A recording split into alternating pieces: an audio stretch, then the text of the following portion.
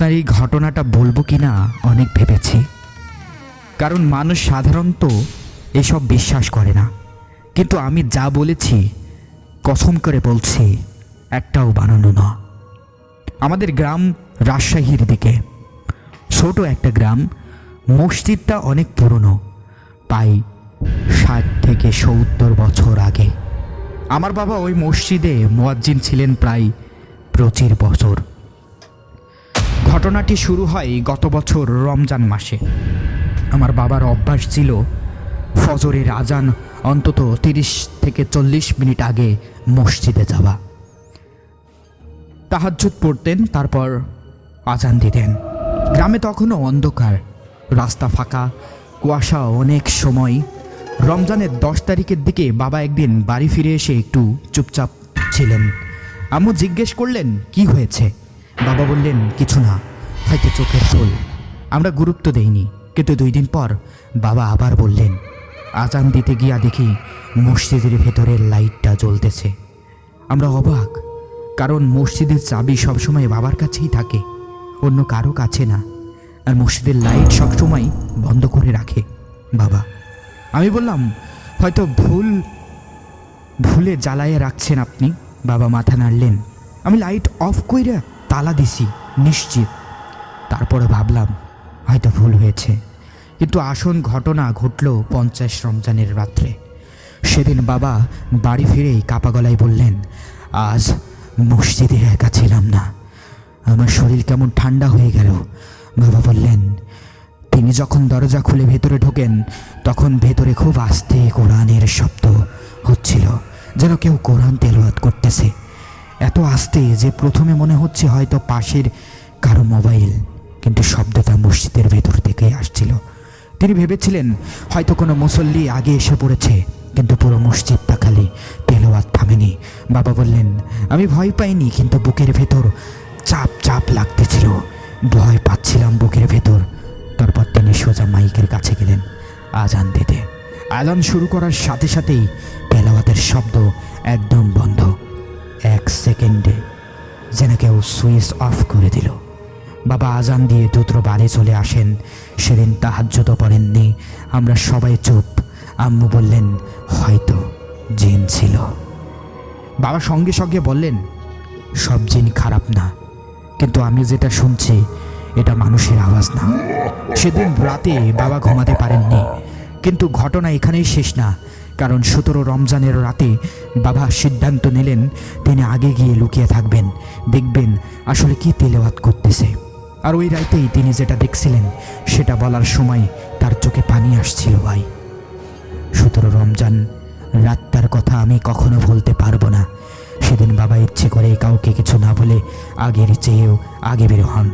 তখন প্রায় 3টা 20 মিনিট। আকাশ হালকা মেঘ ছিল, চারপাশে একদম নিস্তব্ধ, কুকুরের ডাক ছিল না সেদিন। বাবা মসজিদের সামনে গিয়ে দাঁড়ালেন। দেখেন ভেতরে আবারও লাইট জ্বলছে, কিন্তু আজ দরজার তালা আগের মতোই লাগানো। বাবা বলছিল, আমার হাত কাঁপতেছিল, কিন্তু ভয় না, একটা অদ্ভুত চাপে, একবার অদ্ভুত কৌতূহলে তিনি ধীরে ধীরে তালা খুললেন। ইচ্ছে করে দরজা পুরোটা না খুলে ফাঁক করে ভেতরে তাকালেন। তখনও তেলাওয়াত চলছে। এবার পরিষ্কার শোনা যাচ্ছে সূরা আর রহমান। ভাই, বাবা খুব ভালোভাবে চিনতেন, বাবা খুব কোরআন ভালোভাবে চিনতেন। তিনি বললেন, ভুল হবার প্রশ্নই আসে না। তিনি শব্দে ভেতরে ঢুকে ডান পাশের পিলারের আড়ালে দাঁড়ালেন। তারপর তিনি যেটা দেখলেন, মসজিদের সামনের কাতারে সেজদার জায়গায় একটা লম্বা মানুষ দাঁড়িয়ে নামাজ পড়ছে, সাদা পাঞ্জাবি পরে, কাঁধ পর্যন্ত লম্বা চুল, মাথা নিচু, কিন্তু অদ্ভুত বিষয়ে মাটিতে তার ছায়া নেই। বাবা বললেন, মসজিদের লাইট জ্বলতেছিল, কিন্তু ওর শরীরের নিচে কোনো ছায়া পড়তেছিল না।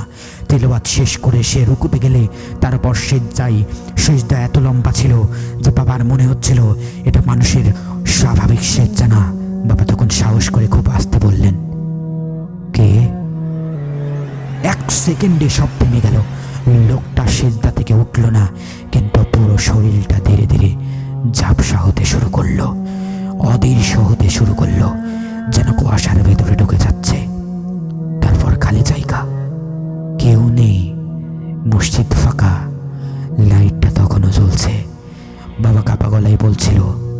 আমি চোখ মুছছি, আবার তাকাচ্ছি, কিন্তু কিছুই নেই। সেদিন বাবা আজান দিতে পারেনি, তিনি শুধু মাইকের কাছে দাঁড়িয়ে কাঁদছিলেন। ফজরের সময় হয়ে গেলে গ্রাম থেকে কয়েকজন মুসল্লি আসে, বাবাকে অস্বাভাবিক দেখে জিজ্ঞেস করে। বাবা প্রথমে কিছুই বলেননি, কিন্তু সেদিন থেকে বাবা বদলে গেলেন। আগের মতো আসতেন না, একটা কথাই বারবার বলতেন, ওটা খারাপ কিছু ছিল না, কিন্তু ওরা আছে, ওরা নামাজ পড়ে মসজিদে এসে। ঘটনার পর থেকে মসজিদের লাইট আর নিজে নিজে চলে না, তেলাওয়াতের শব্দও হয়নি। আমরা ভাবছিলাম সব শেষ, কিন্তু না ভাই, ঘটনা এখানে শেষ হয়নি। কারণ রমজান মাস শেষ হওয়ার 5 দিন পর ফজরের আগেই পুরো গ্রাম একটা জিনিস শুনেছিল, আর সেই রাতের পর আমার বাবা আর আগের মতো থাকেননি ভাই। রমজান শেষ হওয়ার 5 দিন পরের ঘটনা। সেদিন ফজরের আগে হঠাৎ পুরো গ্রামে একটা অদ্ভুত শব্দ ছড়িয়ে পড়ে। অনেকেই পড়ে বলছে তারা খুব আস্তে আস্তে কোরআন তেলাওয়াতের শব্দ শুনেছে। কিন্তু আশ্চর্যের বিষয় হলো সেদিন বাবা মসজিদে যাননি, কারণ তার আগের রাত থেকেই বাবা অসুস্থ ছিলেন। জ্বর না, ব্যথা না, কিন্তু শরীর খুব দুর্বল। বারবার বলছিলেন আজকে ওরা আবার আসবে। আমার ভয় পেয়ে যায়। ফজরের সময় গ্রাম থেকে একজন লোক এসে দরজায় ধাক্কা দেয়, চাচা কি আজান দেয় নাই? কিন্তু আমরা তো তেলাওয়াতের শব্দ শুনছি। আমার বুক কেঁপে উঠল। আমি দৌড়ে মসজিদের দিকে গেলাম কয়েকজনকে নিয়ে। মসজিদের দরজা বন্ধ, তালা আগের মতোই ঝুলছে, ভেতরে কোনো লাইট জ্বলছে না। কিন্তু দরজার কাছে দাঁড়ালেই মনে হয় ভেতরে কেউ কিছুক্ষণ আগে ছিল। একটা গন্ধ, আতরের গন্ধ, কিন্তু একটু আলাদা, খুব স্বাদ একটা গন্ধ, অসাধারণ সুন্দর একটি গন্ধ। আমরা দরজা খুললাম, ভেতরে সব স্বাভাবিক, কিন্তু সামনে প্রথম কাতারে সেজদার জায়গাটা ভেজা, যেন কেউ অনেকক্ষণ সিজদা করে কেটেছে। ভেজে ঠান্ডা ছিল, কিন্তু ওই জায়গাটা গরম। আমি হাত দিয়ে শুয়ে দেখছি ভাই, এখনো গায়ে কাটা দেয়। আমরা কিছু বুঝতে পারছিলাম না। বাড়ি ফিরে দেখি বাবা চুপচাপ শুয়ে আছেন, চোখ দিয়ে পানি পড়ছে। তিনি খুব আস্তে বললেন আহাজরা বিদায় নিয়েছে। আমি জিজ্ঞেস করলাম কারা? বাবা বললেন সব জিন খারাপ হয় না, সব জিন শয়তান হয় না। মানুষের মধ্যে যেমন ভালো মন্দ আছে, কিছু জিনের মধ্যেও ভালো মন্দ আছে, যে জিনগুলো আসলে আল্লাহর ইবাদত করে। এই মসজিদে আগে অনেক আউলিয়া নামাজ পড়েছে, হয়তো তারা ইবাদত করতে আসতো, আমি দেখে ফেলেছি, তাই আর আসবে না। তারপর বাবা হঠাৎ খুব চুপ হয়ে গেলেন। সেই দিন থেকে বাবার শরীর ভেঙে যেতে থাকতে ডাক্তার কিছু ধরতে পারে না। 40 দিনের মাথায় ফজরের ঠিক আগে বাবা ইন্তেকাল করেন। মৃত্যুর আগে তিনি শুধু একটাই বলেছিলেন, মসজিদ কখনো খালি থাকে না। আজও ভাই মাঝে মাঝে গ্রামের মানুষ বলে ফজরের আগে খুব আস্তে আস্তে কোরআন তেলাওয়াত শোনা যায়, কিন্তু কেউ খুঁজে কিছুই পায় না, কারণ আমরা শিখে গেছি সব অদৃশ্য জিনিস পাওয়া যায় না। এভাবেই পরবর্তী টাইমে আমাদের গ্রাম এটাকে মেনে নিয়ে সামনের দিনগুলো কাটাতে থাকলো। কিছু জিনিস শুধু মনে করিয়ে দেয় আল্লাহর সৃষ্টি আমরা যতটা জানি তার চেয়ে অনেক বেশি।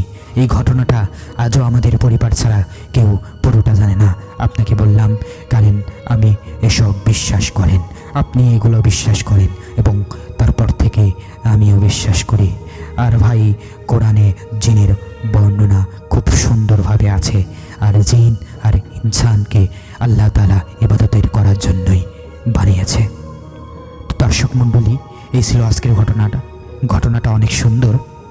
আর এই ঘটনাটার সাথে একটা ঘটনা মনে পড়ে যায় যে জিন এবং মানুষকে আল্লাহ তাআলা ইবাদত করার জন্য পাঠিয়েছে। আর জিন আল্লাহর কাছে একটি দোয়া করেছিল, যাতে করে তারা যেন মানুষকে দেখতে পায়, কিন্তু আমরা আমাদের জিনকে যেন মানুষ দেখতে পায় না, কিন্তু কিছু কিছু সময়ে তাদেরও দেখতে পায়। আর এই জিনটি খারাপ ছিল না। রমজান মাসে কোনো জিন খারাপ থাকে না, কোনো শয়তান বের হতে পারে না। আর মসজিদে তো নামাজ পড়া প্রশ্নই আসে না। আর এইটা ভালো জিন, হয়তো তার বাবা না দেখতে পেলে মসজিদে তারা নিয়মিত নামাজ পড়তো। আর এটা খুবই সুন্দর একটা বিষয় এবং রহমতের একটা বিষয় যে একই মসজিদে আমাদের মানুষ এবং জিন দুজনেই নামাজ পড়ে, কারো ক্ষতি না। অর্থাৎ সেই এলাকার জিনগুলো অনেকই ভালো। আমাদের মানুষের সংখ্যার থেকেও জিন লাখ লাখ গুণ সংখ্যা অনেক বেশি, এবং তারা অনেক দিন ধরে জীবিত থাকে, 1000, 2000, 5000 বছর ধরে জীবিত থাকে। একটা হাদিসে রয়েছে, একটা পীরের গল্পতে রয়েছে যে সেই পীরের কাছে একটি জিন আসতো, যে জিনটি আসলে 5000 বছরের পুরনো। কিন্তু সেই জিনটি সবচাইতে ইয়ং। তার মানে ভাবুন জিনের বয়স কত হতে পারে।